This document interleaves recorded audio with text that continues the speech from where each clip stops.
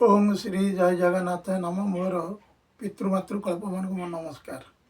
आज वास्तु ज्योतिषधारा कार्यक्रम आम काल सर्प जोग और दरिद्र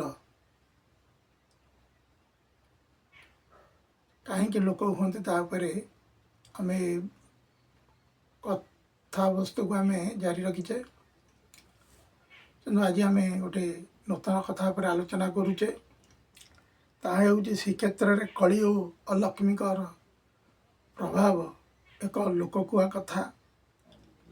जगन्नाथ और लक्ष्मीकर कली पंचसखा बलराम दास और लक्ष्मी पुराण आम आज आरि पर आलोचना करुचे।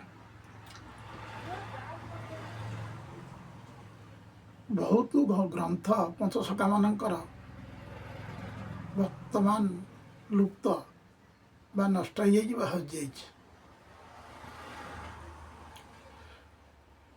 बलराम दास लक्ष्मी पुराण लिखा पूर्वर एक कहानी लोककुआ कथा अच्छी ताको आलोचना करुचे। जितेबले विष्णु अभिशप्त हो गले अलक्ष्मी पाखर कलिजुग आसला। कलिजुग जो आसला कलीर प्रभाव पड़ला से भगवान दारू रूप से श्रीक्षेत्र में बसिले एवं लक्ष्मी भी आसिले, भाई मैंने आसिले, देवता मैंने आसिले। किंतु पूर्व अभिशप्त बा अभिशाप बल से कौन कले श्रीक्षेत्र में आसी पहुँचले कि अलक्ष्मी एवं कली। किंतु देउल भितर एते कटकणा थिला जे ता भितर प्रवेश करि पार नथिले। दिने एमिति सुजोग मिलला बड़ ठाकुर बाहर को आसवा बारंबार लक्ष्मी पदारे आसी लोक मानू पढ़ीदवा आर सुजोग नहीं कली कौन कला प्रवेश कला लक्ष्मी का देहरे एमिति सृष्टि कला जे केमती श्रीमंदिर भितर कलटी पशिब एवं एवटू जो धन जाऊँगी लोकों पाखक लक्ष्मी दौरान ता खिनभिन करदेव से कली एवं अलक्ष्मीकर प्लानिंग अनुजाई श्रिया सांडल की एकुटिया जागृत करके रखिले अलक्ष्मी पूजा देले लक्ष्मी की बाई करेगी मन व्यग्रता करेगी नहीं गले श्रिया चांडाणी घर को अन्य लोक मानू से क्षेत्र में निद्रा देवी की डाकिकी शुआईदेले आ बलराम को हुरीनेस कर मन व्यग्रता पुरे ताको भी से दिगरे नहीं गले एमती कि लक्ष्मी पूजा पाई बाहर एवं बलराम ठाकुर से बाटे आसवा जगन्नाथ को लेकिन तांकर जमी मिलन हम से एका भाया करदेले एमती होगला भितर परस्पर देखा देखी होगला। ये गुड़िक अदृश्य रूप से घटुला ताकू देखुले किए बलराम दास देखुले लक्ष्मीकर एवं जगन्नाथकर विवाह होती आपण ढेंकानाल आड़ को गला कनगिरा पहाड़ बोली गोटे अच्छी टांगी पाखर यदि जीवे से पहाड़ उपर बेदी अच्छी कनक बेदी से कनक बेदी अनुजाई कनगिरा कनकगिरी पहाड़ अप्रवंश कि कनगिरा होपर कौन हो एगुड़ा जो बलराम दास जानले राजा प्रभाव पकईकि जानले जे पूरा मंदिर खिनभिन हो से प्रभाव पकई राजा एवं कली की एवं अलक्ष्मी की सेठी अलक्ष्मीकर कथा अनुजाई अलक्ष्मी चाहूले ना इधर उधर करदे बोली समाज को एककार करने कथा को रखिकी मंदिर को सुरक्षा करने ବଳରାମ ଦାସ କହିଛନ୍ତି ଏବଂ ରାଜା ସେ କଥା ମାନିଛନ୍ତି ଏବଂ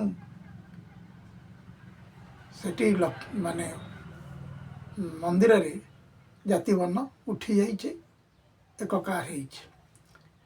କିନ୍ତୁ ଲକ୍ଷ୍ମୀଙ୍କର ଜଗନ୍ନାଥଙ୍କର କଳି ହେଇଛି।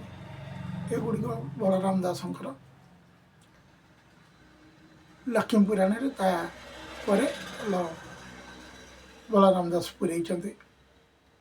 ଯେଉଁଠି ଲକ୍ଷ୍ମୀ ଛାଡ଼ି ଯାଇଥାନ୍ତେ, ଖାଇବାକୁ ପାଇନଥାନ୍ତେ, ଲୋକ ପଢ଼ିବାକୁ ମିଳିନଥାନ୍ତା। ଯଦି ବଳରାମ ଦାସଙ୍କର ଚତୁର ଗୁଣ ନେଇ ତା ରକ୍ଷା ହେଇପାରିଛି ଏବଂ ପରିଶେଷରେ ଜଗନ୍ନାଥଙ୍କର ଏବଂ ଲକ୍ଷ୍ମୀଙ୍କର ଯେଉଁ କଳି ହେଇଛି ତା ମୀମାଂସା ହେଇଛି। ତେଣୁ ବଳରାମ ଦାସ ଯେଉଁ ପୁରାଣ ଲେଖିଲେ, ଲକ୍ଷ୍ମୀ ପୁରାଣ, ତତ୍କାଳୀନ ସମୟରେ ଅବସ୍ଥା ଦେଖିକି ସେ ଲେଖିଛନ୍ତି। ସାମାଜିକ ପରିବର୍ତ୍ତନ ଚିନ୍ତା କରିଛନ୍ତି ଏବଂ କ'ଣ କରିଛନ୍ତି, ଅଲକ୍ଷ୍ମୀର ପ୍ରଭାବରେ ଯଦି ଅଲକ୍ଷ୍ମୀକି ତେଡ଼ିକି ଯିବା ତାହେଲେ କ'ଣ ହେବ, ଖାଇବାକୁ ମିଳିବନି। ସେ ଅଲକ୍ଷ୍ମୀଙ୍କ କଥା ରହିବ, ଲକ୍ଷ୍ମୀଙ୍କ କଥା ରହିବ, ଉଭୟଙ୍କର ଉପରେ ଲେଖିଲେ ଏବଂ କିଛି ନିୟମ କାନୁନ ଲକ୍ଷ୍ମୀ ପୁରାଣରେ କଲେ। ଯେଉଁ ନିୟମ କାନୁନ ଆଗରୁ ଥିଲା, ଏବେ ଅଛି, ତାକୁ ହିଁ ଅଲକ୍ଷ୍ମୀ କ୍ରିଏଟ୍ କରିଦେଉଥିଲା। ଯିଏ ଭୁଲ କଲା ତାକୁ ହଇରାଣ କରୁଥିଲା। ବଳରାମ ଦାସ ଜାଣିଲେ ଯେ ଯଦି ଏଇ ନିୟମ କାନୁନ ଯଦି ଲୋକ ନ ମାନୁଛନ୍ତି ତାହେଲେ ଦରିଦ୍ର ହେଇଯିବେ, ଖାଇବାକୁ ପାଇବେନି। ଏସବୁ କାଳସର୍ପ ଯୁଗର ଅର୍ଥ କ'ଣ ହେଉଛି, ଆମେ ପୁରା କେଉଁଠୁ କାଳସର୍ପ ଯୁଗ ଆସିଛି, କାଳସର୍ପ ଯୁଗର ମୂଲ୍ୟ ମାନେ ଅର୍ଥ କ'ଣ, ଆମେ ଆଗ ଏପିସୋଡ଼ରେ କହିବା। ମାନେ ଜାତକ ଯେତେବେଳେ ବିଚାର କରିବା, କାଳସର୍ପ ଯୁଗର ଦ୍ୱାଦଶ ରାଶିରେ କେମିତି କାଳସର୍ପ ଯୁଗ ହେଉଛି, ଲୋକ ଦରିଦ୍ର ହେଉଛନ୍ତି, କେମିତି କ'ଣ ଘଟୁଛି, ଆମେ ତାପରେ ଆଲୋଚନା କରିବା। କିନ୍ତୁ ଏଇ ଯେଉଁ କଥା ଘଟିଲା ପୁରୀ ମନ୍ଦିରରେ, ପଞ୍ଚସଖାମାନେ ଥିଲେ, ବଳରାମ ଦାସ ସବୁ କଥା ଜାଣୁଥିଲେ, ଲକ୍ଷ୍ମୀ କି ସପୋର୍ଟ କରୁଥିଲେ, କିଏ ନା ଅଚ୍ୟୁତ ଅନ୍ୟ ମହାପୁରୁଷ ଏବଂ ଜଗନ୍ନାଥ ଦାସ, ବଳରାମ ଦାସ ଆଉ ଇଏ ଯଦିଓ ବେଶୀ ବଳରାମ ଦାସ ସପୋର୍ଟ କରୁଥିଲେ ବଡ଼ ଠାକୁରଙ୍କୁ ଏବଂ ସାନ ଠାକୁରଙ୍କୁ, କିନ୍ତୁ ଅନ୍ୟମାନଙ୍କ ଭିତରୁ କେବଳ ଅଚ୍ୟୁତ ସପୋର୍ଟ କରୁଥିଲେ ଲକ୍ଷ୍ମୀକି, ଯାହା ଲୋକ କୁହ କଥା, ଆଉ ଅନ୍ୟମାନେ ନ୍ୟୁଟ୍ରାଲ ରହୁଥିଲେ। ତେଣୁ ମନ୍ଦିରକୁ ରକ୍ଷା କରିବା ପାଇଁ ସେ ବହୁତ ଚେଷ୍ଟା କରିଛନ୍ତି। ବାରମ୍ବାର ମନ୍ଦିର ଉପରେ ଆକ୍ରମଣ ହେଇଛି କଳିର ପ୍ରବେଶ ଯୋଗୁଁ। ଜଗନ୍ନାଥକୁ ନଷ୍ଟ କରିଦେବ ବୋଲି କଳି ଚିନ୍ତା କରିଛି। କିନ୍ତୁ ଚତୁର ବଳରାମ ଦାସଙ୍କ ଯୋଗୁଁ ମନ୍ଦିର କ'ଣ ହେଲା, ରକ୍ଷା ହେଇପାରିଲା। ତତ୍କାଳୀନ ରାଜା ବଳରାମ ଦାସଙ୍କ କଥାକୁ ମାନିଛନ୍ତି ଏବଂ ଲକ୍ଷ୍ମୀ ପୁରାଣକୁ ଗ୍ରହଣ କରିଛନ୍ତି ରାଜ୍ୟରେ ପ୍ରସାର କରିବା ପାଇଁ ଏବଂ ଜାତି ବର୍ଣ୍ଣ ନିର୍ବିଶେଷରେ ମନ୍ଦିରକୁ ସର୍ବ ସମ୍ମୁଖରେ ଟେକି ଦେଇଛନ୍ତି।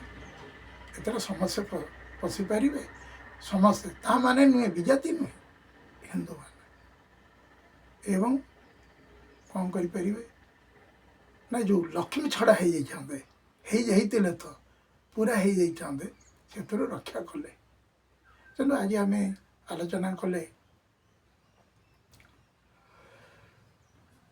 ମାନେ ଶ୍ରୀକ୍ଷେତ୍ରରେ ଲକ୍ଷ୍ମୀ ଅଲକ୍ଷ୍ମୀ ପ୍ରବେଶ ଏବଂ ବଳରାମ ଦାସଙ୍କର ଲକ୍ଷ୍ମୀ ପୁରାଣ। ଆଗକୁ ଆଲୋଚନା କରିବା ପ୍ରକୃତରେ ତାପରେ କ'ଣ ଘଟିଛି। ଆଜି ଏତିକିରେ ରହିଲି। ନମସ୍କାର।